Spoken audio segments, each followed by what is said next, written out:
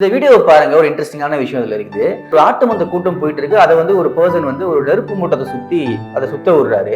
அதுவும் சுத்த ஆரம்பிக்குது. அவர் நடுவில் திடீர்னு போயிடுறாரு. ஆனாலும் அந்த ஆட்டு மந்தை கூட்டம் திருப்பி அதை சுத்திக்கிட்டே இருக்கு. இதே மாதிரி தான் நம்மளுடைய மூதாதையர் நிறைய விஷயங்கள் ஃபாலோ பண்ணிருப்பாங்க. அதுக்கு சிலதுக்கு லாஜிக் இருக்கும், சிலதுக்கு லாஜிக்கே இல்லாத மிகப்பெரிய பிற்போக்கு விஷயமா கூட இருக்கும்.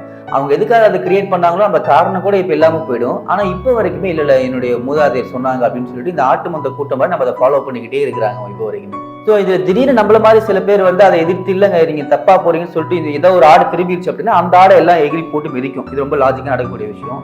ஆனா எகிரி போட்டு மிதிக்கிறாங்க அப்படின்றதுக்காக நம்மளும் திரும்பி நம்ம சரியான வழியை பார்த்து போகாம இந்த ஆட்டு மந்த மாதிரி அவங்க பின்னாடி சுத்திக்கிட்டே இருந்தோம் அப்படின்னா ஒரே இடத்துலதான் இந்த சமுதாயம் தேங்கி நின்றுடும். ஸோ வேற வழியில சில இடத்துல நமக்கு அடிப்பட்டாலும் நம்மள அவங்க எகிரி மிதிச்சாலும் நம்ம திரும்பி கேள்வி கேட்க வேண்டியது அவசியம். அட்லீஸ்ட் அடுத்த ஜெனரேஷன் ஆச்சும் இந்த ஆட்டு மந்தைகள் மாதிரி இல்லாம ஒரு அறிவார்ந்த சமூகமா உருவாக்குறதுக்கான வாய்ப்பு இருக்கு. ஸோ எல்லாத்தையும் கேள்வி கேட்போம்.